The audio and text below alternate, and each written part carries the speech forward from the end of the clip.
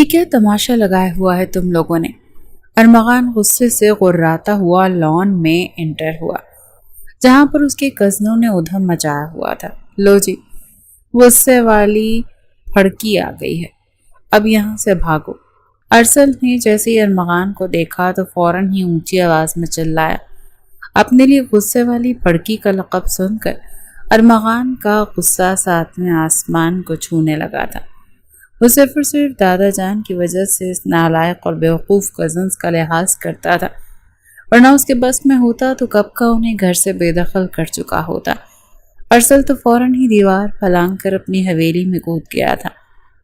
شمیر بھی بیرونی دروازے کی طرف کھسک گیا تھا، حالانکہ ارمغان نے اس کا نام پکارا تھا، مگر وہ یوں پرٹینڈ کر رہا تھا جیسے اسے کچھ سنائی ہی نہیں دیتا۔ اور یہ اس کا مشہور مقولہ بھی تھا کہ اگر اپنی جان بچانے کے لیے آپ کو اندھا، گونگا یا بہرا بننا پڑے تو مت رکیں، بن جائیں۔ اب وہاں پر صرف اور صرف خواتین بچی تھی۔ نور کا پورا وجود تو خوف سے لرز رہا تھا۔ وہ ارمغان سے حد سے زیادہ ڈرتی تھی، لیکن اس کے باوجود بھی شرارتوں سے باز نہیں آتی تھی۔ منہا بیگم جو کہ درخت پر چڑھی کیریاں توڑنے میں مصروف تھیں، نیچے سے آنے والی آوازیں سن کر وہ خود بھی سہم گئی اور دل ہی دل میں آیت الکرسی کا ورد کرنے لگی کہ ارمغان اسے دیکھ نہ سکے۔ کیا ہو رہا ہے یہاں پر؟ ارمغان نے نور کو اپنی نظروں کے گھیرے میں لیتے ہوئے کہا۔ ارمغان بھائی ڈانس؟ کیا؟ میرا مطلب ہے ارمغان بھائی گانے۔ نور کو سمجھ نہیں آ رہا تھا کہ وہ کیا بولے، اس کی زبان بھی توتلا گئی تھی۔ تم لوگوں نے دوپہر کے وقت یہاں پر کون سا تماشا لگایا ہوا ہے؟ اگر خود آرام نہیں کرتے تو کم سے کم دوسروں کو تو آرام کرنے دو۔ ارمغان نے اس بار نور کی طرف 2 قدم بڑھائے تو وہ 4 قدم پیچھے کی طرف ہو کر درخت کے ساتھ لگ کر کھڑی ہو گئی، اور اگلے ہی پر اس نے درخت کی طرف اشارہ کیا۔ وہ بھائی منہا۔ ارمغان نے نظریں اٹھا کر دیکھا تو منہا آخری ٹہنی کے ساتھ چپکی کھڑی تھی۔ ایک پل کے لیے تو اسے اپنی آنکھوں پر یقین ہی نہیں آیا تھا۔ تم وہاں پر کیا کر رہی ہو؟ ارمغان حلق کے بل چیخا تو منہا بوکھلاتے ہوئے پیچھے کی طرف کھسکی۔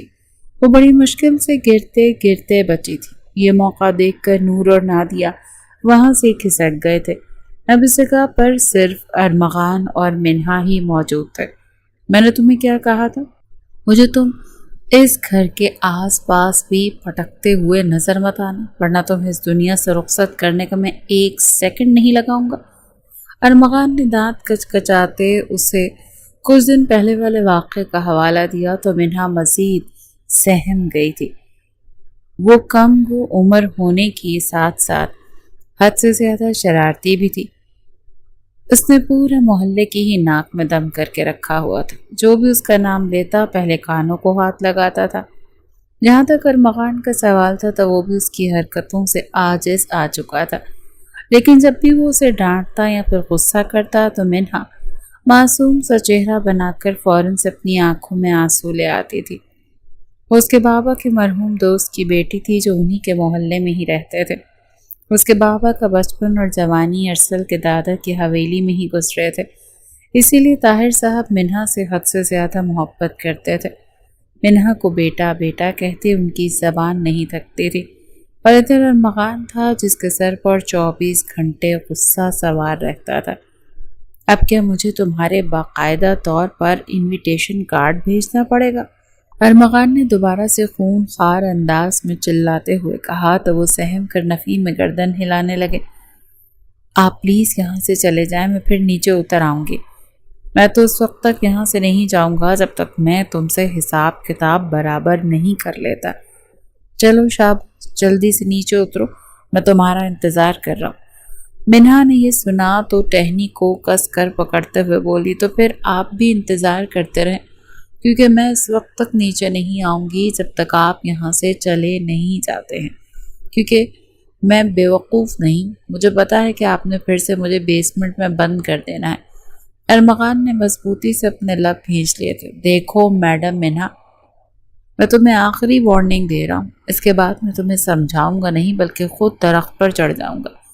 یہ سن کر منہا عجیب سے انداز میں ہنسی تھی، اور وہیں پر ہی ارمغان کے صبر کا پیمانہ لبریز ہو گیا تھا۔ اسے منہا کو کچھ بھی سوچنے سمجھنے کا موقع نہ دیا اور خود درخت پر چڑھنے لگا، اور اگلے کچھ ہی لمحوں میں وہ اس کے بالکل نزدیک موجود تھا، جبکہ منہا تو مزید پیچھے کی طرف کھسکی تھی۔ اس سے پہلے کہ وہ نیچے گرتی، ارمغان نے فوراً سے اس کی کمر میں ہاتھ ڈال کر اسے پکڑا اور نیچے گرنے سے بچایا۔ مجھے تو پتا بھی نہیں تھا کہ تمہیں بندروں جیسے کام آتے ہیں، ارمغان اس کے کانوں میں جھکتے ہوئے سر سراتے ہوئے لہجے میں بولا۔ مجھے کہنے سے پہلے ایک بار اپنے گریبان میں جھانکیے۔ اس کے روکھے سے انداز میں جواب دینے پر ارمغان اس کو گھور کر رہ گیا تھا۔ لڑکی، اپنی زبان سنبھال کر بات کرو، میں تم سے پورے 10 سال بڑا ہوں، اس طرح سے تو آپ کو بھی مجھ سے شفقت کرنی چاہیے، کیونکہ میں آپ سے پورے 10 سال چھوٹی ہوں، لیکن آپ تو ہمیشہ مجھے ڈانٹتے ہی رہتے ہیں۔ نور نے یہ کہہ کر اپنا منہ بسوڑا، وہ بس اس کے چہرے کو دیکھ کر رہ گیا تھا۔ اب تم خود نیچے اترو گی یا پھر مجھے تمہیں اٹھا کر اتارنا پڑے گا؟ ارمغان کی یہ بات سن کر وہ ہلکی سی بوکھلا گئی تھی اور فوراً سے نیچے اترنے لگی تھی۔ بوکھلاہٹ میں اس کا پاؤں پھسلا اور وہ دھڑام سے زمین پر جا کر گری۔ ہائے میرے اللہ، میں مر گئی، بچاؤ مجھے، کوئی بچاؤ، اس ظالم انسان نے مجھے جان سے مارنے کی کوشش کی ہے۔ ارمغان نے جب یہ سنا تو پریشان ہو گیا، جبکہ منہا کی چیخ و پکار تو سب گھر طاہر صاحب بھی باہر آ گئے، جہاں پر وہ چھوٹی سی لڑکی زمین پر گری درد سے کراہے جا رہی تھی۔ میرے بچے، کیا ہوا؟ تم ٹھیک تو ہو نا؟ طاہر صاحب نے پریشانی سے سوال کیا تو منہا نے فوراً سے درخت کی طرف اشارہ کیا اور کانپتے ہوئے لہجے میں بولی کہ انہوں نے مجھے نیچے دھکا دیا ہے۔ ارمغان کا تو میٹر ہی شارٹ ہو گیا تھا اور ادھر طاہر صاحب کا دماغ بھگ سے اڑ گیا تھا۔ تم وہاں پر کیا کر رہے ہو؟ وہ اپنے بازو لپیٹ کر اسے نظروں کے حصار میں لیتے ہوئے دہشت انگیز انداز میں بولے۔ ارمغان جو کہ حویلی کا بڑا بیٹا تھا، اس سے سب لوگ ہی ڈرتے تھے، لیکن جہاں تک طاہر صاحب کا سوال تھا تو وہ واحد شخصیت تھے جن کے سامنے ارمغان بھیگا بلا بن جاتا تھا۔ دادا جان، یہ جھوٹ بول رہی ہے، میں نے کچھ بھی نہیں کیا۔ ارے شرم کر جاؤ، برخوردار، ذرا اپنی عمر کو دیکھو اور اپنا قد دیکھو، 6 فٹ سے بھی بڑا ہے، اور اپنی حرکتیں دیکھو۔ بیٹا تم اٹھو، میرے ساتھ چلو۔ طاہر صاحب نے منہا کو سہارا دیا تو وہ فوراً سے اٹھ گئی۔ اسے زیادہ چوٹ نہیں لگی تھی، بلکہ پاؤں میں ہلکی سی موچ آئی تھی، کیونکہ جب وہ گری تو درخت سے زمین تک کا فاصلہ تھوڑا سا تھا، اور ادھر ارمغان ابھی تک درخت پر ہی بیٹھا منہا کی پشت کو کھا جانے والی نظروں سے گھور رہا تھا۔ تم ایک بار میرے ہتھے چڑھو، اس کے بعد دیکھو میں تمہارے ساتھ کرتا کیا ہوں۔ اگر میں نے تمہیں تگنی کا ناچ نہ نچایا نا تو میرا نام بھی ارمغان شاہ نہیں۔ ادھر دادا جان منہا کو لاؤنج کے اندر لے جا کر اسے VIP ٹریٹمنٹ دے رہے تھے۔ ان کی ساری بہویں بھی منہا کے آگے پیچھے ہو رہی تھی، اور ادھر جب اس کی امی کو اس بارے میں پتہ چلا تو فاضیہ بیگم فوراً سے بھاگتے ہوئے وہاں پر آئی۔ منہا ان کی اکلوتی بیٹی تھی جس میں ان کی جان بستی تھی۔ وہ خود بھی اس کی شرارتوں سے عاجز تھیں۔ ان کو ڈر لگتا تھا کہیں ایسا نہ ہو کہ منہا اپنی بے وقوفی کی وجہ سے خود کو کسی بڑی مشکل میں ڈال لے۔ انہوں نے ارمغان کو کہہ رکھا تھا کہ منہا پر نظر رکھو کہ وہ کس قسم کی بے وقوفی نہ کرے۔ ابھی بھی جب زیادہ جان ارمغان کو باتیں سنا رہے تھے تو فوزیہ بیگم فوراً سے بول پڑی۔ ارے ابا جان، میرے بچے کو کچھ بھی مت کہیں، اس کا کوئی قصور نہیں ہے، ساری غلطی اسی نالائق کی ہے۔ ارمغان نے جب یہ سنا تو اس کا سینہ تھوڑا تھوڑا چوڑا ہو گیا تھا۔ کم سے کم کوئی تو تھا جو اس کی سائڈ لے رہا تھا۔ فوزیہ بیگم کو بولتا ہوا دیکھ کر ارمغان کی امی شمسہ بیگم بھی میدان میں اتر آئیں اور اپنے بیٹے کی وکالت کرنے لگیں۔ ادھر منہا کو یہ سب کچھ بالکل بھی اچھا نہیں لگ رہا تھا۔ وہ ٹیڑھے میڑھے منہ بنا رہی تھی، کیونکہ تھوڑی دیر پہلے ہی اسے ارمغان کی برائی سن کر بہت ہی زیادہ مزہ آ رہا تھا۔ ابھی بھی دل ہی دل میں وہ اس کو گالیوں سے نواز رہی تھی، بقول اس کے وہ اس کی خوشیوں میں ناک بن کر بیٹھا تھا۔ اپنی پابندیاں تو اس پر اس کی ماں جان نے نہیں لگائی تھی جتنی پابندیاں یہ ارمغان لگا رہا تھا۔ ابھی بھی 1 ہفتے پہلے ارمغان صاحب نے ایک نیا فتویٰ دے دیا تھا کہ کوئی ضرورت نہیں ہے یونیورسٹی جانے کی، آرام سے گھر میں بیٹھو، وہاں پر جا کر تم نے دنگا فساد ہی کرنا ہے، اور میں اس پوزیشن میں بالکل نہیں ہوں کہ تمہیں بچاتا پھروں۔ پہلے بھی جب بھی محترمہ کی کالج میں پی ٹی ایم ہوتی تھی تو وہاں پر بھی ارمغان کو ہی جانا پڑتا تھا۔ فوزیہ بیگم تو 24 گھنٹے بیکنگ میں ہی مصروف رہتی تھی۔ دراصل وہ کیکس بناتی تھی اور ہوم ڈیلیوری کرتی تھی۔ وہ بہت ہی خوددار خاتون تھی اور آج تک انہوں نے کسی سے بھی مدد نہیں لی تھی۔ طاہر صاحب ان سے کہہ کر تھک گئے تھے، لیکن وہ ہمیشہ ہی خوبصورتی سے انکار کر دیتی تھی۔ وہ کسی کا احسان لینا پسند نہیں کرتی تھی۔ منہا جب 5 سال کی تھی تبھی اس کے بابا کی ڈیتھ ہو گئی تھی، لیکن فوزیہ بیگم نے دوسری شادی نہیں کی، کیونکہ وہ جانتی تھی کہ اگر انہوں نے اپنی زندگی بسا لی تو ان کی بیٹی کی زندگی اجڑ جائے گی۔ ان کا گھر طاہر صاحب کے گھر کے برابر نہیں تھا، وہ بڑی حویلی کے مقابلے میں بہت چھوٹا تھا، لیکن یہ تھا کہ دونوں ماں بیٹی کا اچھا گزارا ہو رہا تھا، اور منہا تو رہتے ہی 24 گھنٹے طاہر صاحب کے ہی گھر میں تھی۔ یہاں پر بھی فوزیہ بیگم اسے سمجھاتی تھی کہ اپنے گھر میں بھی رک جایا کرو، وہ کیا سوچیں گے؟ اماں جان وہ اتنے فارغ نہیں کہ وہ اس بارے میں سوچتے رہیں۔ منہا ان کے سوال کا ہمیشہ لاپرواہی سے ہی جواب دیتی تھی۔ ابھی بھی پاؤں ٹوٹنے کا ڈرامہ کرنے کے بعد جب چیک کیا گیا تو پتہ چلا کہ پاؤں میں ایک چھوٹی سی موچ آئی ہے، جسے ارسل نے فوراً ہی ایک جھٹکا دے کر ٹھیک کر دیا تھا، اور پھر سینہ اکڑا کر سب لوگوں سے شاباشی وصول کر رہا تھا۔ ارے دادا جان، یہ تو کچھ بھی نہیں ہے، میں نے تو اس سے بڑی بڑی موچیں بھی ٹھیک کی ہوئی ہیں۔ وہ اپنے سارے دانتوں کی نمائش کر کے دادا جان کو اب اپنے جھوٹے قصے سنا رہا تھا۔ اس کا ارادہ دادا جان کی جیب ہلکا کرنے کا تھا، لیکن فی الحال دادا نے قربانی کا جانور لینا تھا، اور اس لیے انہوں نے ارسل کو زبانی کلامی شاباشی دی اور جیب سے پیسے نکالنے سے صاف انکار کر دیا۔ تھوڑی ہی دیر میں فوزیہ بیگم منہا کو اپنے ساتھ کھینچ کر وہاں سے چلی گئی تھی۔ اب وہاں پر صرف ارسل اور ہانیہ بیٹھے ہوئے تھے۔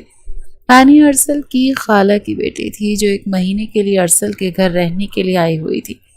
اس کے والدین عمرہ اور حج ایک ساتھ کرنے کے لیے سعودی عربیہ گئے ہوئے تھے۔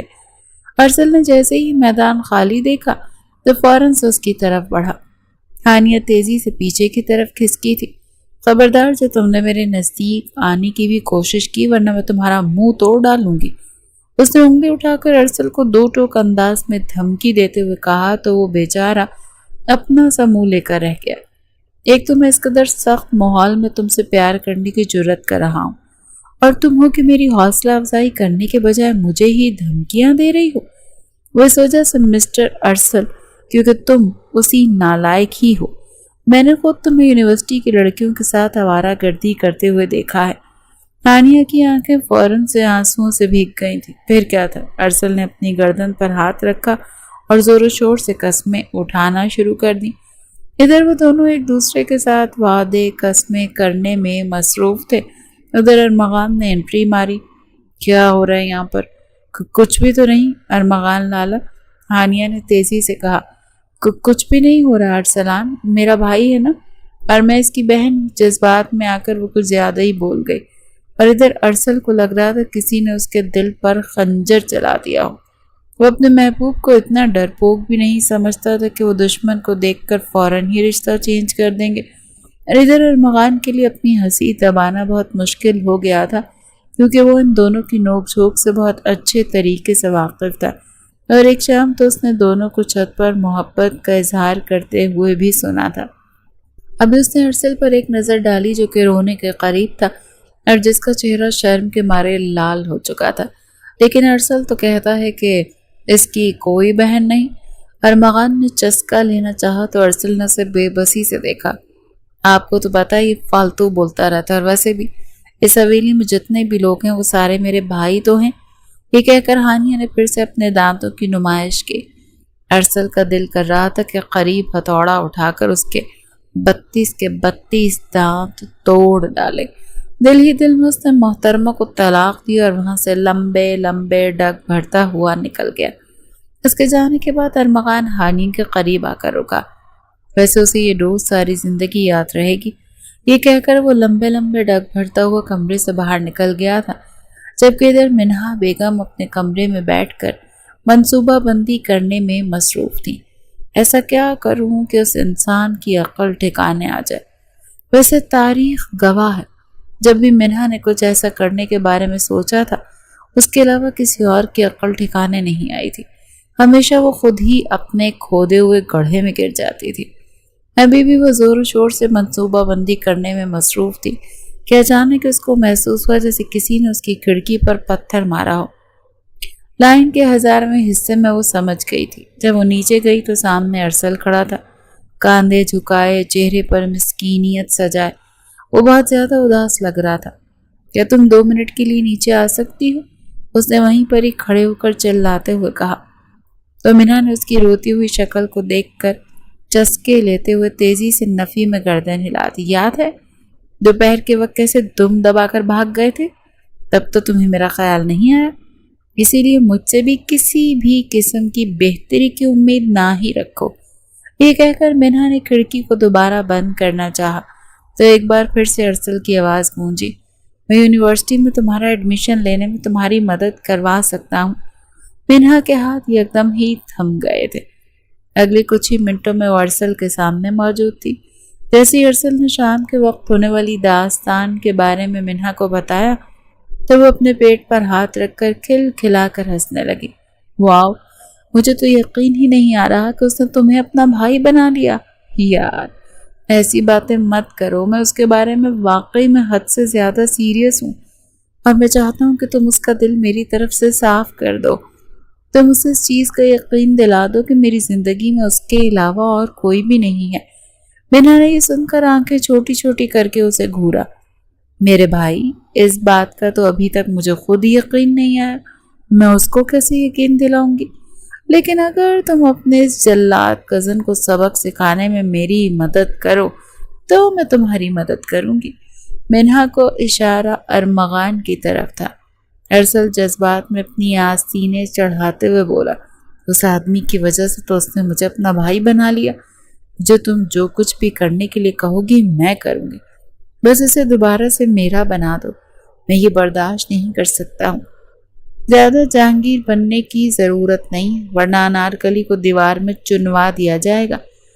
تمہارے منہ میں خاک بدبخت، ارسل نے گاؤں کی عورتوں کی طرح ہاتھ اٹھاتے ہوئے اسے بددعا دیتے ہوئے کہا۔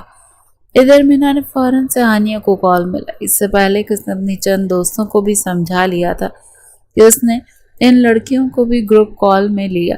سب مل کر ارسل کی بے گناہی کی گواہیاں دے رہی تھی اور ہانیہ بیچاری ایک بار پھر سے ان کی باتوں میں آ گئی تھی۔ اگلا دن بہت ہی روشن تھا۔ مینا ناشتہ کرنے کے لیے نیچے آئی تو فوزیہ بیگم نے اسے دیکھ کر مسکراتے ہوئے کہا، طاہر صاحب، ایک بہت ہی بڑا اور زبردست بیل آئے ہیں۔ مینا نے جب یہ سنا تو ناشتہ وہیں چھوڑ کر فوراً سے باہر کی طرف بھاگی۔ سب سے پہلے تو اس کا سٹریک بنانے کا ارادہ تھا تاکہ اپنے سب دوستوں کو دکھا کر جلا سکے۔ طاہر صاحب کو اپنی فیملی ہی کہتے تھے، اور کیا فرق پڑتا ہے کہ وہ قربانی کریں یا پھر طاہر صاحب، ایک ہی تو بات تھی۔ جب وہ حویلی پہنچی تو وہاں لان میں تماشا لگا ہوا تھا۔ آغا جان ارسل کو بیل کی رسی نکال کر دوسری جگہ باندھنے کے لیے کہہ رہے تھے، جبکہ ارسل بیچارہ بیل کا قد اور جسامت دیکھ کر خوف سے ہی تھر تھر کانپ رہا تھا۔ دیکھیں آغا جان، فی الحال میرا مرنے کا کوئی ارادہ نہیں ہے۔ اس بیل نے مجھے ایک لات مارنی ہے اور میں پاکستان کا بارڈر کراس کرتے ہوئے انڈیا پہنچ جاؤں گا، اور مجھے اپنا ملک چھوڑ کر کہیں بھی نہیں جانا۔ اس نے باقاعدہ ڈرنے کی ایکٹنگ کرتے ہوئے کہا، اور ادھر فرح صاحب کا دماغ یکدم گھوم گیا تھا۔ اگر تم نے میری بات نہیں مانی تو بیل کا تو مجھے نہیں پتا، میں تمہیں اس گھر سے نکالنے میں 1 سیکنڈ بھی نہیں لگاؤں گا۔ ارے آغا جان، مجھے دیں، میں اس کو باندھ دیتی ہوں۔ فاروق صاحب طاہر صاحب سب سے بڑے بیٹے تھے جن کو سب آغا جان کہہ کر پکارتے تھے۔ ان کی اپنی کوئی اولاد نہیں تھی، اسی لیے وہ باقی بھائیوں کی اولادوں پر روب جماتے تھے۔ ارمغان ان سے 1 نمبر چھوٹے والے بھائی کا سب سے بڑا بیٹا تھا، اور اس طرح سے وہ حویلی کا بھی بڑا بیٹا کہلواتا تھا۔ مینا نے اپنی خدمات پیش کرتے ہوئے کہا تو فاروق صاحب کو اپنے بھتیجے پر پہلے سے بھی زیادہ غصہ آنے لگا۔ دیکھو میری بچی کتنی بہادر ہے، اور تم ایک نظر خود پر ڈالو، اللہ سے نالائق بھتیجے کسی کو بھی نہ دے۔ ارسل کو اس طرح کے طعنے سننے تو منظور تھے، لیکن بیل کے پاس جانا نہیں۔ اس کی وجہ ایک بہت بڑا ٹراما بھی تھا جو اس کو بچپن میں ملا تھا۔ وہ صرف اور صرف 11 سال کا تھا جب بیل نے اسے پیچھے والی 2 لاتیں ماری تھی۔ پھر کیا تھا، تقریباً 1 ہفتے تک تو اسے ہوئے شدید درد رہا، اور پھر اگلا 1 مہینہ وہ سخت بیمار رہا، اور اس کے بعد اس نے اپنے کانوں کو ہاتھ لگا لیا تھا کہ جینا ہوگا، مرنا ہوگا، بیل سے دور رہنا ہوگا۔ منہا کا ارادہ جلد از جلد سیلفیز لینے کا تھا۔ اس کے ساتھ ساتھ اس کی نظریں بھٹک کر ارمغان کو بھی تلاش کر رہی تھی، لیکن وہ کہیں پر بھی موجود نہیں تھا۔ اس نے ایک گہرا سانس لیا جس میں وہ بیل کی رسی کھولنے لگے۔ بیل یکدم ہی جوش میں آ گیا اور منہا کی طرف بڑھا۔ نہ جانے اس بیچارے بیل کے ساتھ راستے میں کون سا وحشیانہ رویہ رکھا گیا تھا کہ وہ انسانوں کو دیکھ کر ہی انہیں کاٹ کھانے کو آتا تھا۔ اگر ارمغان بروقت منہا کا بازو پکڑ کر اسے پیچھے کی طرف نہ کھینچتا تو آج اس کی خیر نہیں تھی۔ وہ اب ارمغان کے سینے سے لگی کانپ رہی تھی۔ ادھر آغا جان بھی پریشان ہو گئے تھے۔ میری بچی، تم ٹھیک تو ہو؟ ارمغان فاروق صاحب کی طرف متوجہ ہوا اور تیز لہجے میں بولا، میں نے آپ کو سمجھایا بھی تھا کہ ان سب کو اس سے دور رکھیں۔ ابھی اس جگہ کا عادی نہیں ہوا اور آپ سب لوگ اس کے ارد گرد جھمگھٹا بنا کر کھڑے ہو گئے ہیں۔ ارمغان حد سے زیادہ جھنجھلایا ہوا معلوم ہو رہا تھا۔ ایک پل کے لیے وہ یہ بات بھی نظر انداز کر چکا تھا کہ منہا اس کے سینے سے لگ کر کھڑی ہے۔ منہا کو جب ہوش آیا تو وہ تیزی سے اس سے دور کھسکی تھی اور بالوں کو کانوں کے پیچھے اڑسنے لگی تھی۔ اچانک ارسل کی نظر اس کی نظروں سے ملی تو اسے آنکھ مارنے لگا۔ منہا کا دل کیا کہ اپنا جوتا اتار کر اس کے منہ پر دے مارے، لیکن بڑوں کی موجودگی کی وجہ سے وہ اس کا لحاظ کر رہی تھی۔ فاروق صاحب کو سخت سوچ سنانے کے بعد اب وہ منہا کی طرف متوجہ ہو گیا تھا۔ تمہیں ایک جگہ پر آرام کیوں نہیں لگتا؟ میں نے تو کچھ بھی نہیں کیا، مجھے آقا جان نے کہا تھا، وہ بھی اپنے نام کی ایک ہی تھی۔ ان کے پیچھے چھپ گئی۔ ارمغان نے غصے سے اپنی مٹھیاں بھینجی تھی، جیسے منہا کے ساتھ اکیلا ہونے کا موقع ہی نہیں مل رہا تھا، ورنہ اسے پتا تھا کہ کیسے اس لڑکی کا دماغ ٹھکانے پر لگانا ہے۔ اب آپ سب لوگ میری بات کان کھول کر سنیں، اس کو یہاں پر اکیلا چھوڑ دیں، میں کسی کو بھی اس کے آگے پیچھے بھٹکتا ہوا نہ دیکھوں، اور تم تو سب سے پہلے یہاں سے نکلو۔ اس نے انگلی اٹھا کر منہا کو دھمکی دیتے ہوئے کہا۔ اپنے آپ کو سمجھتا کیا ہے مسٹر ارمغان؟ آپ کا دماغ تو میں بہت اچھے طریقے سے ٹھیک کرتی ہوں۔ اگر میں نے آپ کو رات میں سورج اور دن میں تارے نہ دکھائے نا تو میرا نام بھی منہا شاہ نہیں۔ وہ دل ہی دل میں پکا ارادہ کرتے ہوئے حویلی کے اندرونی حصے کی طرف بڑھ گئی۔ اب اس کا مقصد ارمغان کو تگنی کا ناچ نچانا تھا۔ اس سلسلے میں اس نے ارسل اور ہانیہ سے بھی مدد لی تھی۔ آج پورا دن ارمغان نے اپنے آفس میں ہونا تھا، تو ان تینوں کے پاس موقع تھا جس کا وہ کھل کر فائدہ اٹھانا چاہتے تھے۔ تقریباً دوپہر کے 2 بجے ہی وہ تینوں دبے پاؤں ارمغان کے کمرے میں داخل ہوئے۔ اس بندے کا ذوق تو کافی اچھا ہے، منہا نے ایک سرسری سی نظر وہاں پر موجود چیزوں پر ڈالتے ہوئے کہا۔ ہانیہ بھی اس کی ہاں میں ہاں ملانے لگی تھی۔ ارسل کو اپنے علاوہ دوسرے مردوں کی تعریف ذرا کم ہی اچھی لگتی تھی، اسی لیے تیز لہجے میں بولا، اس میں ذوق کی بات کہاں سے آ گئی ہے؟ بندے نے خرچہ کیا ہو، اگر میں خرچہ کر دوں تو میرا ذوق بھی چمکنے لگے گا۔ منہا نے اور ہانیہ نے دونوں نے ہی بیک وقت اس کو ناگواری سے دیکھا۔ ارسل بیچارہ کھسیا کر رہ گیا تھا اور اپنے بالوں میں انگلیاں چلانے لگا۔ اس کے بعد وہ تینوں اپنے کام میں مصروف ہو گئے۔ منہا اپنے حصے میں آئی دیوار کو یلو کلر کا پینٹ لگا رہی تھی، جبکہ ارسل بلو کلر کا پینٹ کر رہا تھا اور ادھر ہانیہ پنک کلر کا پینٹ کر رہی تھی۔ ان دونوں کا ارادہ اس کمرے کو باربی ڈال کا کمرہ بنانے کا تھا۔ وہ یہ بھی جانتے تھے کہ اس کام میں رسک ہے، لیکن مزہ بھی بہت تھا۔ کمرے کا نقشہ بگاڑنے کے بعد منہا اپنے ساتھ جو بڑے بڑے سٹیکر لے کر آئی تھی وہ سارے دیوار پر لگانے لگی۔ ان میں سے زیادہ تر سٹیکر بڑے بڑے بیلوں کے تھے۔ اس نے ارسل سے کہہ کر گھر میں آئے ہوئے بیل کا بھی ایک بہت بڑا پوسٹر نکلوایا تھا جو اس نے سامنے لگی ارمغان کی تصویر اتار کر لگایا تھا۔ ویسے اگر ارسل اس کو غور سے دیکھیں تو ارمغان میں اور بیل میں صرف 19-20 کا ہی فرق ہے۔ یہ کہہ کر وہ کھلکھلا کر ہنستی تھی، جبکہ ارسل بھی اس کی ہاں میں ہاں ملانے لگا تھا۔ وہ تینوں نہیں جانتے تھے کہ وہ اپنی زندگی کی کتنی بڑی غلطی کر رہے ہیں اور اس کا انجام کتنا خطرناک ہو سکتا ہے۔ منہا نے ارمغان کے واش روم کو بھی نہیں چھوڑا، بلکہ وہاں پر بھی ڈھیر سارا پینٹ گرایا تھا۔ اور جہاں تک ارمغان کی الماری کا سوال تھا تو اس نے اندر سے پیاری پیاری شرٹس نکالنی تھی۔ تینوں دبے پاؤں کمرے سے باہر نکل گئے۔ ہم پکڑے تو نہیں جائیں گے نا؟ ہانیہ نے لرزتے ہوئے لہجے میں کہا۔ اگر تم نے بوکھلاہٹ میں سچ نہ بولا تو ہم بالکل نہیں پکڑے جائیں گے، اور خدا کا واسطہ، یہ کہہ کر ارسل نے باقاعدہ طور پر اس کے سامنے ہاتھ جوڑے تھے۔ اب دوبارہ مجھے بھائی کہہ کر مت پکارنا، اس بار تو میرا کلیجہ زخمی ہوا ہے، اگلی بار میرا دل پھٹ جائے گا۔ اس کا انداز روندو تھا۔ منہا ان کی باتیں سن کر اپنی مسکراہٹ دبانے کی کوششوں میں ہلکان ہو رہی تھی۔ تم زیادہ ہنسو نہیں، جب تمہیں محبت ہوگی تب میں تم سے پوچھوں گا، ارسل نے اسے فوراً سے ٹوکا۔ مجھے کبھی بھی محبت نہیں ہو سکتی۔ اس نے ایک ادا سے اپنے بالوں کو جھٹکا اور وہاں سے نکل گئی۔ شام کے وقت جب ارمغان حویلی واپس آیا تو سب سے پہلے وہ بیل کے پاس گیا تھا۔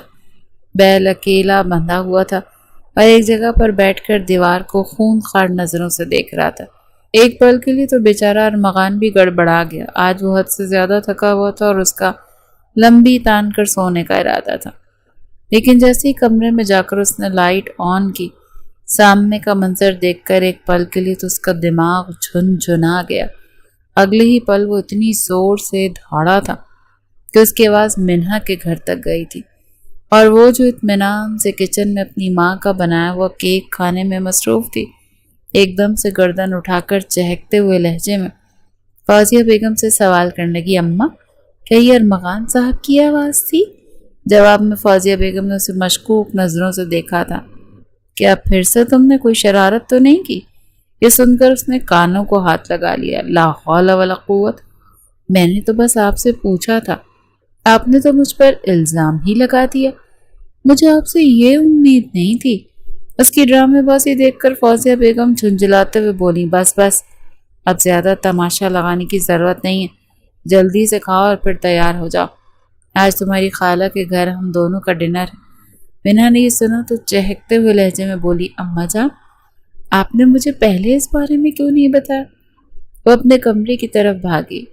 جب تیار ہو سکے، جب وہ فل تیاری کر کے نیچے آئی تو سامنے اس کی اماں کے ساتھ ارمغان بھی بیٹھا ہوا تھا۔ فوزیہ بیگم کے ماتھے پر تعداد بل پڑے ہوئے تھے اور ہاتھ میں انہوں نے بیلن اٹھایا ہوا تھا۔ منہا کا ہاتھ کھسکتا ہوا اس کی کمر پر جا کر روکا۔ اس نے بے ساختہ خوف سے تھوک نگلا اور مسکراتے ہوئے لہجے میں بولی، اماں کیا ارمغان صاحب بھی ہمارے ساتھ ڈنر پر جا رہے ہیں؟ اس کا لہجہ حد سے زیادہ معصومانہ تھا، جسے دیکھ کر ارمغان نے غصے سے دانت کچ کچائے۔ دیکھو تو کیسے ہرنی کی طرح معصوم بن جاتی ہے، وہ دل ہی دل میں اپنے آپ کو مخاطب کرتے ہوئے بولا تھا۔ ادھر فوزیہ بیگم نے اس کی بات سنی تو تیز لہجے میں بولی، ارمغان ہمارے ساتھ نہیں جا رہا، بلکہ تم ارمغان کے ساتھ جا رہی ہو، اور اس کے کمرے کا جو حشر تم نے بنایا ہے نا، اب وہ ٹھیک کرو گی۔ منہا نے حیرانگی کا اظہار کرتے ہوئے کہا، اماں آپ یہ کس طرح کی باتیں کر رہی ہیں، اور کون سا کمرہ؟ میں نے تو کچھ کیا ہی نہیں، میں تو صبح سے حویلی ہی نہیں گئی۔ یہ مجھ پر الزام لگا رہے ہیں اور مجھ سے پچھلی شرارتوں کا بدلہ لینا چاہتے ہیں۔ اس کے باقی کے الفاظ منہ میں ہی رہ گئے تھے۔ ارمغان نے اس کے سامنے ایک ویڈیو لہرائی تھی جس میں وہ زور و شور سے ارمغان کی برائیاں کر رہی تھی اور اس کے ساتھ ساتھ دیوار پینٹ کر رہی تھی۔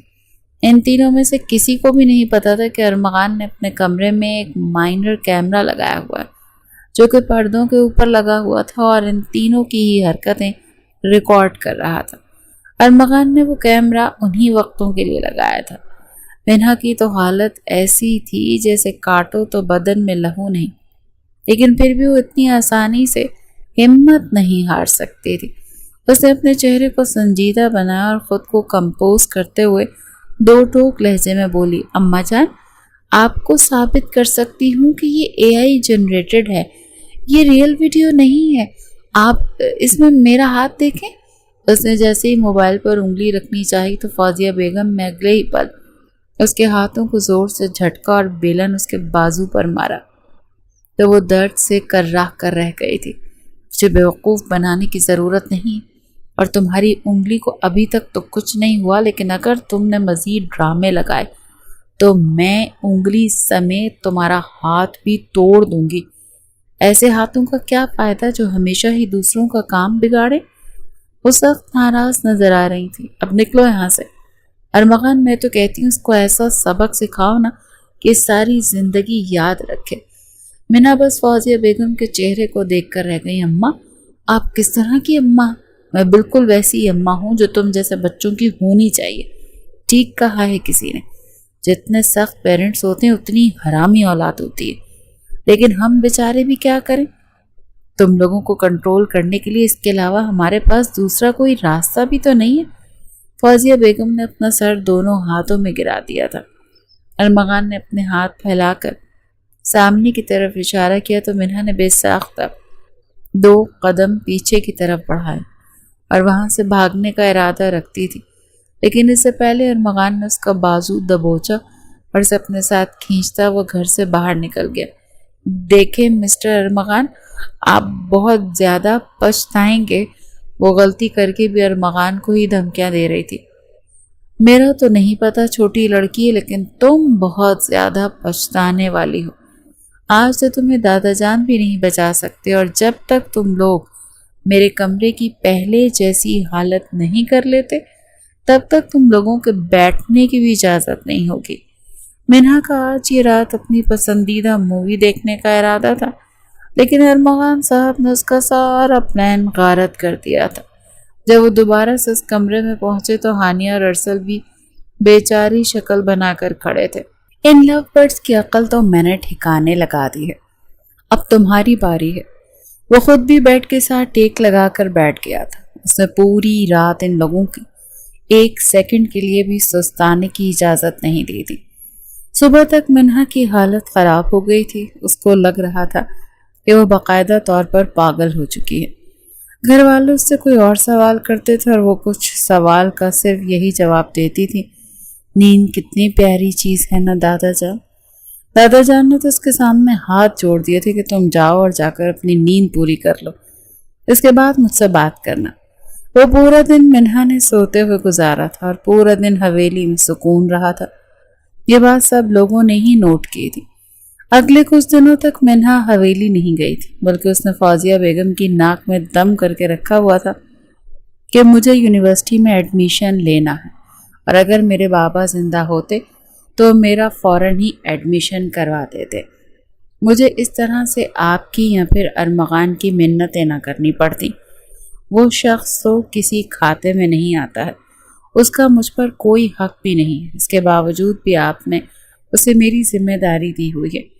فوزیہ بیگم نے یہ سنا تو ٹھٹک کر رکی تھی۔ اب وہ اسے کیا بتاتی کہ طاہر صاحب نے ارمغان کے لیے منہا کا رشتہ مانگ رکھا تھا۔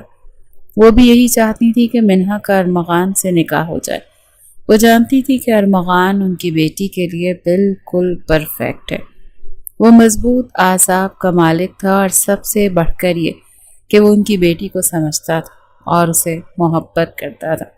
جہاں تک اس کی پابندیوں کا سوال تھا تو وہ صرف اور صرف منہا کو زمانے کی نظروں اور برائیوں سے بچانے کے لیے تھا، ورنہ اگر اس کے بس میں ہوتا تو وہ منہا کی ہر خواہش کو پورا کرتا۔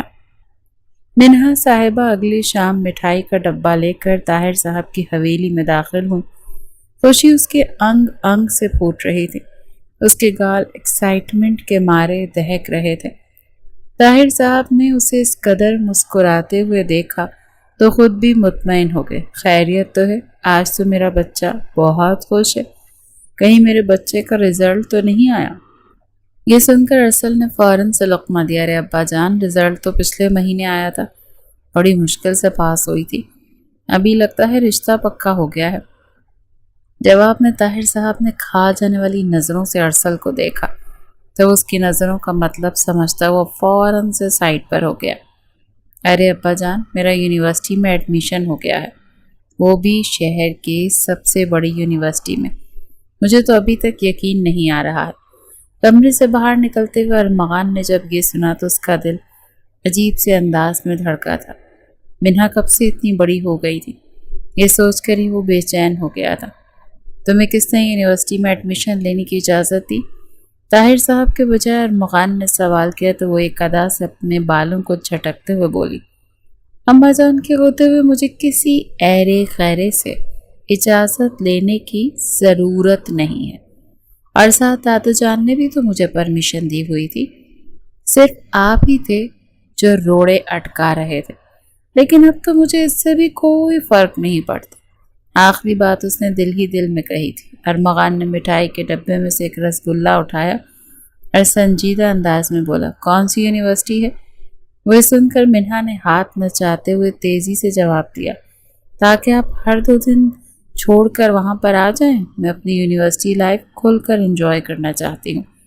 جو پوچھا ہے مجھے اس کا جواب دو، کہیں ایسا نہ ہو کہ یونیورسٹی جانے پر دوبارہ سے پابندی لگا دوں۔ وہ اسے آنکھیں دکھاتے ہوئے بولا تو منہا فوراً سے اوقات میں واپس آ گئی تھی۔ اس نے خاموشی سے یونیورسٹی کا نام بتا دیا۔ منہا کے واپس جانے کے بعد ارسل کے ابا نے تماشا شروع کر دیا تھا۔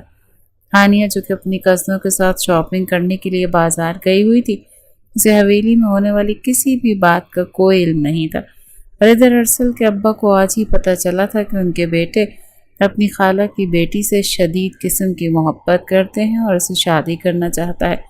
آتے صاحب دو ٹوک انداز میں اسے سمجھا دیا تھا کہ یہ خیال اپنے ذہن سے نکال دو، کیونکہ تمہاری شادی صرف اور صرف تمہاری پھپھو کی بیٹی سے ہوگی، میں نے ان کو زبان دی ہوئی ہے۔ ارسل نے یہ سن کر اپنے سینے پر زور زور سے تھپڑ مارنا شروع کر دی کہ ابا جان، اسے اچھا ہے کہ آپ 12 بارود لے کر مجھے جان سے مار دیں، کم از کم مزید یہ گھٹ گھٹ کر زندگی گزارنے سے تو 1000 گنا بہتر ہے۔ انہوں نے جب یہ سنا تو فوراً سے ارمغان کو کہا، جلدی سے میری بندوق لے کر آج یہیں پر ہی میں اس کی خواہش پوری کرتا ہوں۔ ارسل ڈر کے مارے دادا جان کے پیچھے جا کر چھپ گیا تھا۔ اس کے تو وہم و گمان میں بھی نہیں تھا کہ ابا جان ایک دم ہی سیریس ہو جائیں گے۔ ارے میرے پیارے ابا جان، میں تو بس آپ سے مزاح کر رہا تھا، اس نے کسیانی سی ہنسی ہنستے ہوئے کہا، اور ادھر اس کی امی عطیہ بیگم عاطف صاحب کو سنبھالنے کی کوششوں میں ہلکان ہو رہی تھی۔ یہ کیا ہو گیا آپ کو؟ میری بہن کی بیٹی ہے، وہ میری نظروں کے سامنے پلی بڑی ہے، اس میں آخر کمی کیا ہے؟ وہ اپنی بھانجی کے بارے میں یہ سن کر برا منا گئی تھی۔ جی ابا جان، امی ٹھیک ہی تو کہہ رہی ہیں، تم لوگ ایسا کرو، بوریا بسترا اٹھاؤ اور جا کر اسی بہن کے گھر رہنا شروع کر دو، کیونکہ اس حویلی میں تو تم لوگ اسی وقت ہی رہ سکتے ہو جب میری بات مانو گے۔ طاہر صاحب نے خاموشی سے بیٹھے تماشا دیکھ رہے تھے، کیونکہ دل کے کسی کونے میں ان کی بھی خواہش تھی کہ ارسل ان کی نواسی سے شادی کرے، لیکن ابا کی دھمکیوں کی وجہ سے ارسل حد سے زیادہ مایوس ہو گیا۔ ایک تو اس کے ابا جان تھے بھی وکیل، اس پر مقدمہ درج کر کے اسے ساری زندگی کے لیے جیل کی سلاخوں کے پیچھے بھی پھینک سکتے تھے۔ کم از کم ارسل کو تو ان سے اسی چیز کی امید تھی، بلکہ وہ اپنے ابا سے کسی بھی چیز کی امید رکھ سکتا تھا۔ ادھر منہا جب یونیورسٹی میں پہلے دن گئی تو اچانک اسے محسوس ہوا کہ جیسے کوئی اسے دیکھ رہا۔ اس نے نظریں پھری تو سامنے ایک شخص بیٹھا ہوا تھا جس نے اخبار اپنے چہرے کے سامنے رکھی ہوئی تھی۔ منہا کا وہ شخص تھوڑا سا جانا پہچانا معلوم ہوا، لیکن پھر اچانک ہی وہاں پر شور اٹھا کہ سر آ گئے ہیں، جلدی سے کلاس کی طرف بھاگو۔ وہ نظر انداز کرتے ہوئے اپنی کلاس کی طرف چلی گئی تھی۔ اس کے جانے کے بعد ارمغان نے فوراً سے اخبار اپنے چہرے کے سامنے سے ہٹائی اور گہرے گہرے سانس لینے لگا۔ یا میرے اللہ، یہ جاسوسی کرنا کس قدر مشکل کام ہے۔ اس نے اپنے ماتھے پر آئے ہوئے نادیدہ پسینے کو صاف کیا۔ اصل میں وہ اس کا پیچھا نہیں کر رہا تھا، وہ بس اس چیز کو یقینی بنا رہا تھا کہ کہیں اس چھوٹی سی لڑکی کو یونیورسٹی میں کوئی مسئلہ تو نہیں۔ وہ چاہتا تھا کہ پہلے دن اس چھوٹی سی لڑکی کو کسی قسم کا مسئلہ نہ ہو۔ منہا جب پہلی کلاس لے کر باہر نکلی تو وہاں پر سینئرز کا ٹولہ تھا۔ انہوں نے اسے روک کر اس میں سے ایک لڑکا آگے بڑھا، منہا کو کرسی پر کھڑا ہونے کے لیے کہنے لگا۔ منہا بری طرح سے شش و پنج میں مبتلا ہو گئی۔ اتنا تو اسے پتا تھا کہ سینئرز ریگنگ کرتے ہیں، لیکن اسے یہ اندازہ نہیں تھا کہ وہ خود ہی ان کے ہتھے چڑھ جائے گی۔ مجھے گانا نہیں آتا، اس نے معصومیت سے آنکھیں ٹمٹماتے ہوئے کہا۔ تو بھی ٹھیک ہے، تم ہمیں ناچ کر دکھا دو، ابرار الحق کا گانا لگاتا ہوں، تم نے اس گانے پر بھنگڑے ڈالنے ہیں۔ منہا نے یہ سنا تو بری طرح سے بوکھلا گئی تھی۔ دیکھو، تم لوگ مجھے جیسی لڑکی سمجھ رہے ہو نا، میں ویسی بالکل بھی نہیں ہوں۔ میں ایک شرافت اور عزت دار گھرانے سے تعلق رکھتی ہوں۔ اس لڑکی نے سنا تو اپنے چہرے پر مصنوعی سنجیدگی سجاتے ہوئے بولا، تمہارے کہنے کا کیا مطلب ہے؟ ہم ایسے ویسے گھرانوں سے تعلق رکھتے ہیں؟ یہ کہہ کر وہ 2 قدم اس کی طرف بڑھا تو منہا تیزی سے پیچھے کی طرف کھسکی تھی۔ اس بار اس نے انگلی اٹھائی اور اسے دھمکی دیتے ہوئے بولی، مجھ سے دور رہ کر بات کرو، ابھی تم میرے کزن کو جانتے نہیں، اگر وہ یہاں پر آ گیا نا تو وہ تم سب لوگوں کو کی چٹنی بنا دے گا۔ منہا کا اشارہ ارمغان کی طرف تھا، جبکہ اس کی باتیں سن کر وہ سارے اسٹوڈنٹس کھل کھلا کر ہنسنے لگے تھے۔ تو پھر ایسا کرو، اپنے کزن کو بلا لو، تم دونوں کو ایک ساتھ ناچتے ہوئے دیکھ کر ہم اور بھی زیادہ انجوائے کریں گے۔ کیا کہتے ہو گائز؟ اس کے کزن کو بھی یہاں پر بلایا جائے؟ وہ لڑکا حد سے زیادہ خبیث تھا، اور اس کی وجہ یہ بھی تھی کہ وہ HOD کا بیٹا تھا۔ کوئی بھی اس کو کچھ نہیں کہتا تھا، کیونکہ اپنے بیٹے کے معاملے میں HOD کسی کا بھی لحاظ نہیں کرتا تھا، چاہے اس کا بیٹا غلط ہی کیوں نہ ہو۔ جب شہریار نامی اس لڑکے کے گروپ نے زور شور سے ہاں میں گردن ہلائی تو شہریار منہا کی آنکھوں میں جھانکتے ہوئے بولا، ابھی اور اسی وقت موبائل اٹھاؤ اور اپنے کزن کو کال کرو، اس کو بتاؤ تمہارا باپ یہاں پر تمہارا انتظار کر رہا ہے، جلدی سے یہاں پر پہنچے۔ یہ کہہ کر وہ پھر سے کھل کھلا کر ہنسا تھا۔ منہا کے ماتھے پر لاتعداد بل پڑ گئے۔ اپنی زبان سنبھال کر بات کرو، اگر میں تمہارا لحاظ کر رہی ہوں تو اس کا یہ مطلب نہیں ہے کہ تم جو بھی منہ میں آئے بولو گے۔ ارے تم نے تو مجھے ڈرا دیا، دیکھو تو میں تو ڈر کے مارے کانپ رہا ہوں۔ یہ کہہ کر اس نے باقاعدہ طور پر کانپنے کی ایکٹنگ کی اور پھر اسے چیلنجنگ انداز میں دیکھتے ہوئے بولا، مجھے بتاؤ تو صحیح، تم کیا کرو گی؟ تم معمولی سی 2 ٹکے کی لڑکیاں کچھ بھی نہیں کر سکتی ہو۔ اس کا اشارہ منہا کی بڑی سی چادر کی طرف تھا، جس میں اس نے اپنے آپ کو پوری طرح سے ڈھانپا ہوا تھا، لیکن اس کے باوجود بھی اس کا حسن واضح ہو رہا تھا۔ وہ بے حد دلکش اور ہر روپ میں ہی غضب ڈھاتی تھی۔ شہریار کی یہ بات سن کر اس کے ماتھے پر بل پڑ گئے۔ اگلے پل اس کا ہاتھ اٹھا اور شہریار کے چہرے پر نشان چھوڑ گیا۔ مجھے 2 ٹکی کی کہنے سے پہلے اپنے گریبان میں جھانکو، تم ہو کیا؟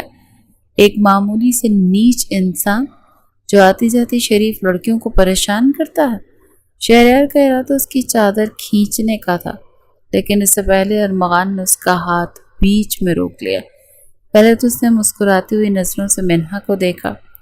منہا پہلے اسے وہاں پر دیکھ کر پریشان ہو گئی، پھر خوشگوار انداز میں مسکرا دی۔ ابھی تھوڑی دیر پہلے تم مجھے بلانے کی بات کر رہے تھے مسٹر شہریار۔ ارمغان نے اس کی آنکھوں میں جھانکا تو شہریار بری طرح سے گڑبڑا گیا تھا۔ وہ ارمغان سے واقف تھا۔ اصل میں ارمغان اس کے بابا کا بہت اچھا جاننے والا تھا اور کئی بار ان کے گھر میں ڈنر پر آ چکا تھا۔ ارمغان بھائی، آئی ایم ریئلی سوری، مجھے بالکل بھی اندازہ نہیں تھا کہ یہ آپ کی کزن ہے۔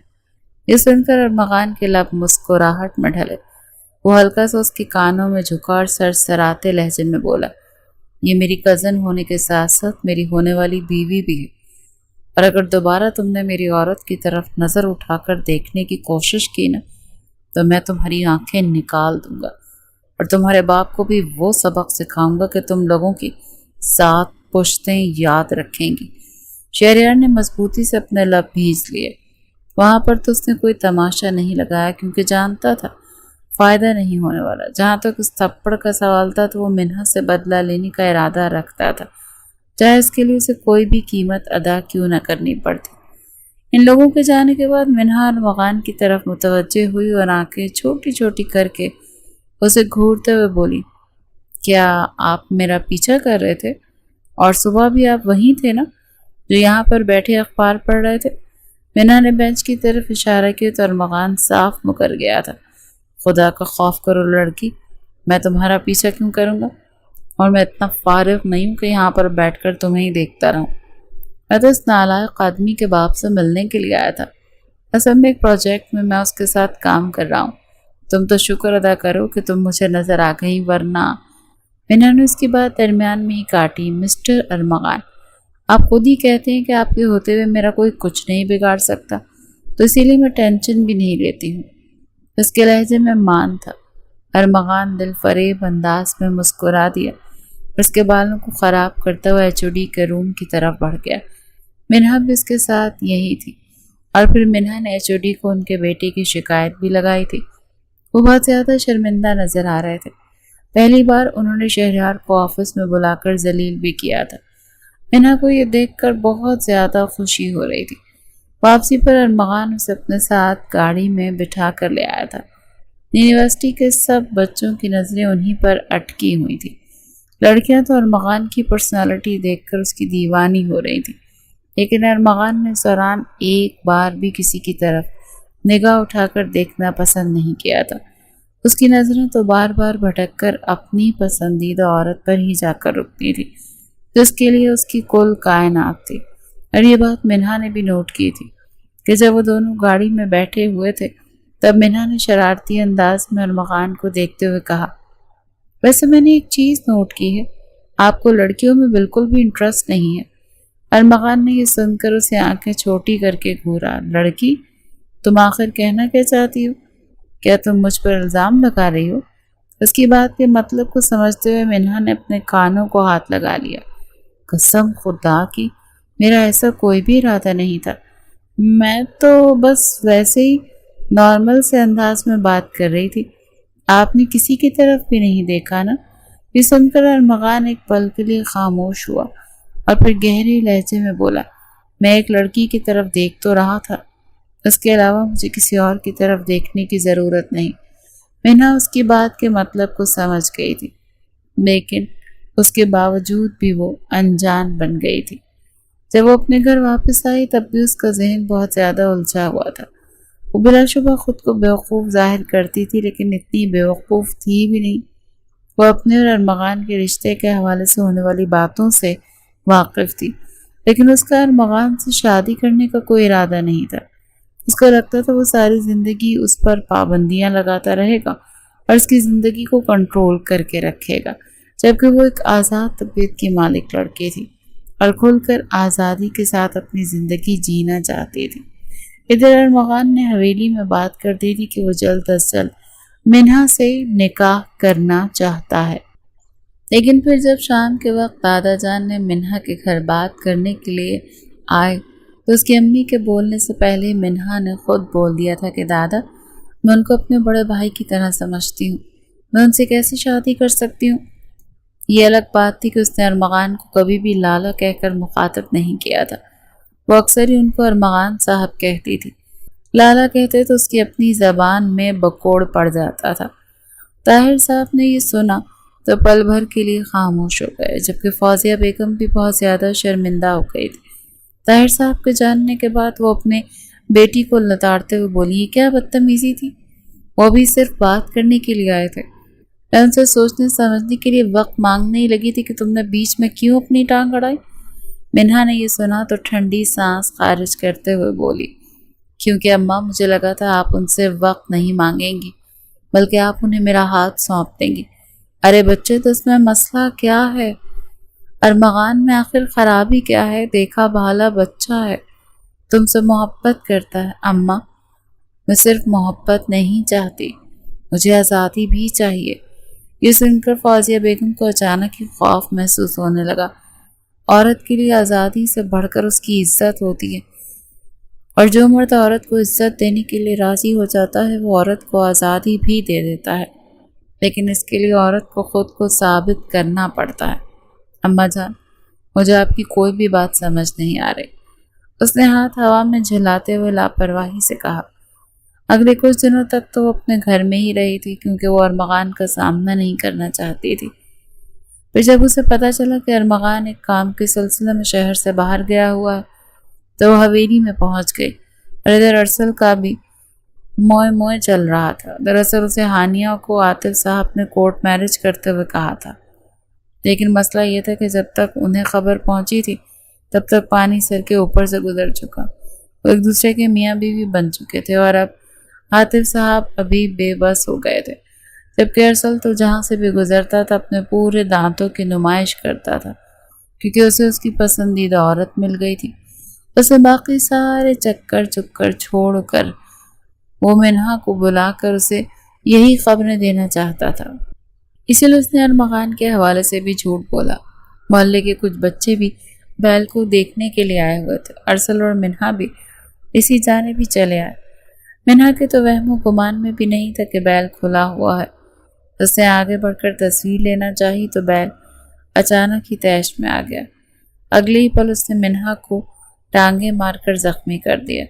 اگر ارسل منہا کو بروقت نہ کھینچتا تو وہ بیل اس کے اوپر چڑھ جاتا۔ ابھی وہ سب کو پیچھے چھوڑتا ہوا حویلی سے باہر نکل گیا، جبکہ منہا کا درد کے مارے برا حال تھا۔ وہ چھوٹے بچوں کی طرح پھوٹ پھوٹ کر رو رہی تھی۔ شور کی آواز سن کر ارمغان بھی باہر نکلا۔ ایک بچے نے اسے بتایا کہ بیل بھاگ گیا۔ اس کا ارادہ تھا کہ وہ ان کو اچھی طرح سے ڈانٹے، لیکن منہا کی حالت دیکھ کر وہ سب کچھ ہی بھول گیا تھا۔ اس کے ہاتھ پاؤں پھول گئے تھے۔ اگلی پل اس نے منہا کو اپنے بازوؤں میں لیا اور فوراً سے گاڑی کی طرف بھاگا۔ اس دوران وہ مسلسل منہا کو تسلی دے رہا تھا، فکر مت کرو، سب کچھ ٹھیک ہو جائے گا، میں سب کچھ ٹھیک کر دوں گا۔ منہا بھی بھول پن میں اس کی شرٹ کو اپنے ہاتھوں میں جکڑے اس کے سینے سے لگی مسلسل روئے جا رہی تھی۔ مجھے نہیں مرنا، ابھی تو میری شادی بھی نہیں ہوئی ہے، پلیز مجھے بچا لو، پلیز۔ موت کے فرشتے کو بولو وہ بھی میرے پاس نہ آئے۔ منہا اس کے علاوہ نہ جانے کیا کیا بول رہی تھی۔ وہ بہت زیادہ ڈر چکی تھی۔ ارمغان اسے مسلسل تسلیاں دے رہا تھا۔ ارسل بیچارہ بیل کے پیچھے بھاگے جا رہا تھا۔ ادھر طاہر صاحب بھی پریشان ہو گئے تھے۔ فوزیہ بیگم بھی حویلی چلی آئی تھی۔ تقریباً 2 گھنٹوں کے بعد ارمغان منہا کو لے کر دوبارہ سے حویلی میں داخل ہوا تو منہا کافی حد تک خود کو بہتر محسوس کر رہی تھی۔ اس کے بازو پر پٹی بندھی ہوئی تھی اور ٹانگ بھی تھوڑی سی زخمی تھی، لیکن وہ ٹھیک تھی، کوئی سیریس چوٹ نہیں لگی تھی۔ راستے میں بھی ارمغان مسلسل اس کی خیریت کے بارے میں ہی پوچھتا آیا۔ منہا کو نہ جانے کیوں عجیب محسوس ہو رہا تھا۔ اس کو لگ رہا تھا ارمغان کو انکار کر کے وہ غلطی کر رہی ہے، لیکن پھر انا آڑے آ گئی کہ وہ انکار کر چکی، اور اب اگر وہ دوبارہ سے نکاح کے لیے تیار ہو جاتی تو بقول اس کے ارمغان کبھی بھی اس کی عزت نہ کرتا۔ وہ نادان نہیں جانتی تھی کہ ارمغان تو زندگی کے ہر موڑ پر اس کی عزت کرنے والا تھا۔ فوزیہ بیگم نے منہا کو ڈانٹنا چاہا تو ارمغان بیچ میں آ گیا۔ آپ اس کو ڈانٹے نہیں، یہ ٹھیک طرح سے سنبھلی نہیں ہے۔ اس کا لہجہ کافی نرم تھا۔ فوزیہ بیگم نے اپنے لب بھینچ لیے، انہوں نے منہا کو اپنے گلے سے لگا لیا اور اگلے کچھ دنوں تک منہا کو کمرے میں ہی بند رہی تھی۔ بیل تو کیا، اب تو اسے بقرعید کے نام سے بھی خوف محسوس ہونے لگا تھا۔ ایک دن فوزیہ بیگم اس کے کمرے میں آئی اور سرسری انداز میں بولی، ارمغان کی منگنی ہو رہی ہے۔ منہا نے یہ سنا تو اس کے وجود کو جھٹکا لگا۔ ایک دم سے ہی اس کو برا محسوس ہونے لگا۔ اس کی آنکھیں بھی آنسوں سے بھیگنے لگیں۔ وہ اپنے دل کی کیفیت سمجھ نہیں پا رہی تھی۔ اس نے فوراً ہی اپنی گردن جھکا لی اور اپنے آنسوں کو روکنے کی کوشش کرنے لگی، جبکہ اس کی یہ حالت دیکھ کر فوزیہ بیگم اپنی مسکراہٹ دبانے کی کوشش میں ہلکان ہو رہی تھی۔ ارے کیا تمہیں سن کر خوشی نہیں ہوئی؟ تمہیں تو ایکسائٹڈ ہونا چاہیے کہ ارمغان سے تمہاری جان چھوٹ رہی ہے۔ یہ سن کر منہا نے غصے سے اپنا سر جھٹکا تھا۔ اب آپ کیا چاہتی ہیں، میں یہاں پر بھنگڑے ڈالنا شروع کر دوں؟ ارے تم اتنا زیادہ غصہ کیوں کر رہی ہو؟ تم خود ہی تو مجھے کہا کرتی تھی کہ جس دن ارمغان کی منگنی ہوگی اس دن تم بھنگڑے ڈالو گی، تو اب ڈالو نا۔ یہ سن کر منہا نے دوسری طرف کروٹ بدل لی۔ میری بلا سے وہ انسان بھاڑ میں جائے، مجھے کوئی فرق نہیں پڑتا۔ فوزیہ صاحبہ مسکراتی ہوئی کمرے سے باہر نکل آئی تھی، جبکہ ان کے جانے کے بعد منہا کی آنکھوں سے لگاتار آنسو بہنے لگے تھے۔ میں کیوں رو رہی ہوں؟ جب میں نے اس انسان سے شادی کرنے سے خود انکار کر دیا ہے تو اب مجھے کیوں تکلیف ہو رہی ہے؟ وہ کہیں بھی جا کر منہ مارے، مجھے کوئی فرق نہیں پڑنا چاہیے۔ اس نے یہ کہہ کر بے دردی سے اپنے آنسو صاف کیے اور پھر پھوٹ پھوٹ کر روتے ہوئے اپنے آپ سے کہنے لگی، مگر مجھے فرق پڑ رہا ہے۔ مجھے ایسا کیوں لگ رہا ہے میں اس انسان کی عادی ہو گئی اور اس انسان کے بغیر زندگی گزارنا بہت مشکل ہو جائے گا۔ وہ اپنا چہرہ تکیے میں چھپا کر گھٹ گھٹ کر رو رہی تھی۔ اور وہ شخص دیکھو کس قدر کمزور نکلا۔ بندہ تھوڑی سی کوشش تو کرتا ہے، میں نے ایک بار انکار کیا، اسے چاہیے تھا وہ بار بار آتا، اور جب تک میں راضی نہ ہو جاتی وہ رشتہ مانگتا رہتا۔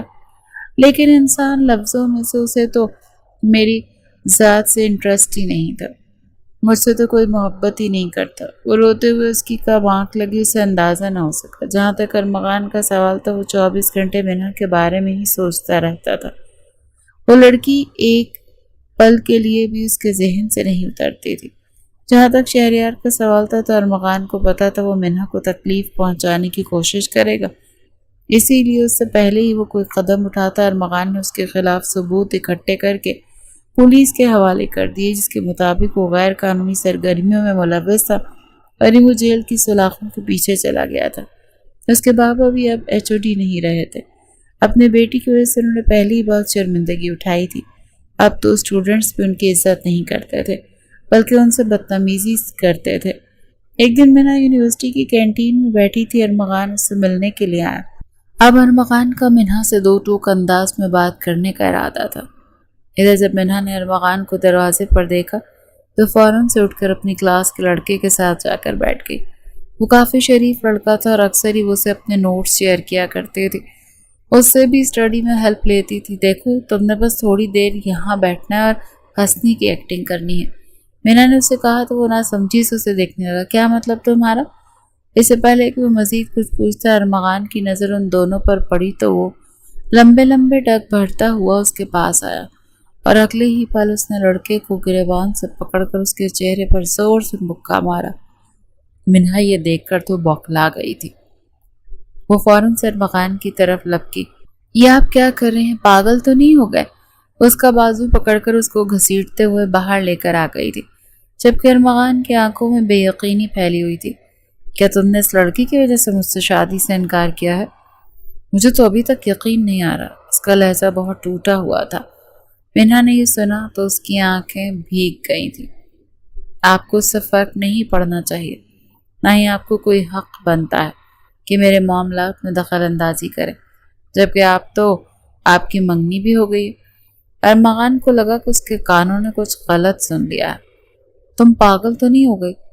میں منگنی کیوں کرنے لگا؟ منہا بھی حیران رہ گئی۔ آپ میرے ساتھ مذاق کر رہے ہیں نا؟ میری امی نے خود مجھے بتایا کہ آپ کی منگنی ہو گئی۔ ارے بیوقوف لڑکی، میری کوئی منگنی نہیں ہوئی۔ میں تمہارے علاوہ کسی اور سے شادی کرنے کے بارے میں سوچ بھی نہیں سکتا، اور یہاں پر میں تمہیں یہی بتانے کے لیے آیا ہوں کہ اب مجھ سے مزید شرافت کا ڈھونگ نہیں رچایا جاتا۔ میں تم سے نکاح کروں گا، چاہے تم اپنی مرضی سے راضی ہو جاؤ یا پھر مجھے تمہارے ساتھ زبردستی ہی کیوں نہ کرنی پڑے۔ اس کا لہجہ دو ٹوک اور اٹل تھا۔ میں ہر چیز برداشت کر سکتا ہوں، لیکن میں اپنی محبت سے دستبردار نہیں ہو سکتا مس منہا، مجھے یہ قابل قبول نہیں۔ اس کا یہ لہجہ سن کر منہا کے دل کو عجیب سی تسکین پہنچی تھی۔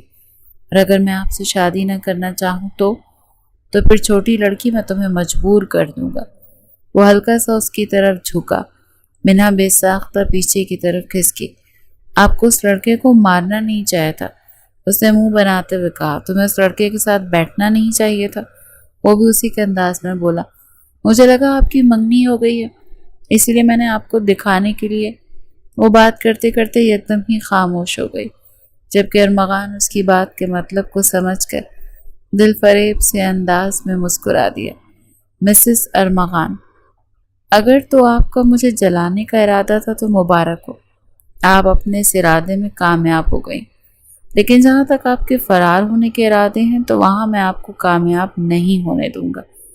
بہتر یہی ہوگا کہ شام کے وقت میرے گھر والوں کو اپنی رضامندی دے دیں، ورنہ گھر سے اٹھا کر لے جاؤں گا۔ منہا نے یہ سنا تو اس نے بے ساختہ نظریں جھکا دیں۔ میری کچھ شرائط ہیں، تمہاری ساری شرطیں منظور ہیں مجھے۔ وہ درمیان میں ہی اس کی بات کاٹتے ہوئے بولا، پہلے میری بات پوری سن تو لیں۔ جی میڈم صاحب، آپ حکم کریں۔ میری پہلی شرط تو یہ ہے کہ آپ میرے پہ فضول پابندیاں نہیں لگائیں گے۔ ٹھیک ہے، مجھے منظور ہے، اور مجھے میری مرضی سے زندگی گزارنے کی اجازت دیں گے۔ ارمغان نے اس پر بھی رضامندی دے دی تھی۔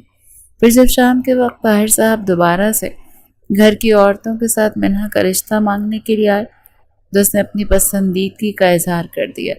سب لوگ بہت ہی زیادہ خوش تھے، ادھر ارسل بھی بیل کو پکڑ کر لے آیا تھا۔